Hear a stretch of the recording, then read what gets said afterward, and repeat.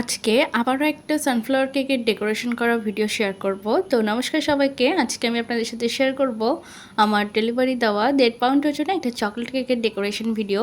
কেকটা ছিল customise cake. তো কেকটাকে এখন আমি ফিনিশিং করে নিচ্ছি। আমি এখানে চকলেট ক্রিম দিয়ে ফুল কেকটাকে খুব ভালো মতো করে ফিনিশিং করে নেব।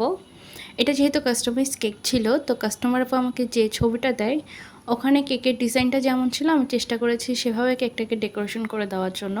আসলে কখনো সেম টু সেম কেকের ডেকোরেশন করা যায় না, একটু হলেও 19-20 হয়ে যায়। তাও আমি চেষ্টা করেছি আমার পক্ষে যতটুকু সম্ভব কেকটাকে একদম সেম টু সেম করে দেওয়ার জন্য। তো কথা বলতে বলতে আমি কেকটাকে মোটামুটি ফিনিশিং করে নিয়েছি। এটা যেহেতু চকলেট গার্নিশ দিয়ে আমি ডিপিং দিব, তার জন্য আমি কেকের উপর দিকটাকে একটু ভালো মতো করে ফিনিশিং করে নিচ্ছি।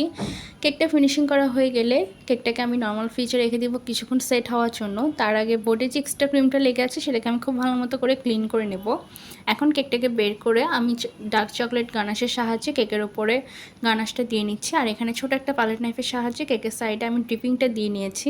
যেখানে ড্রিপিংটা একটু কম পড়েছে সেখানে আমি ড্রিপিংটা দিয়ে কেকের উপরের দিকে একটি স্পাইরাল ডিজাইন করে দিচ্ছি।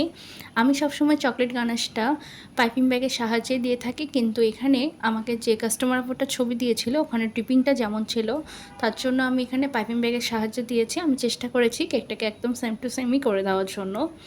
তো এখানে আমি কেকটাকে এখন ডেকোরেশন করে নিচ্ছি। এখানে আমি 3টা সানফ্লাওয়ার ফুল দিয়ে কেকটাকে ডেকোরেশন করব। আমার কাছে মনে হচ্ছিল সানফ্লাওয়ার ফুলটা যদি একটু ছোট হতো তাহলে কেকটা দেখতে হয়তো একটু বেশি সুন্দর লাগতো। কেকটা একদমই সিম্পল ছিল, এখানে কোনো সুগার বলও ব্যবহার করা হয় নাই, কোনো টপারও ব্যবহার করা হয় নাই।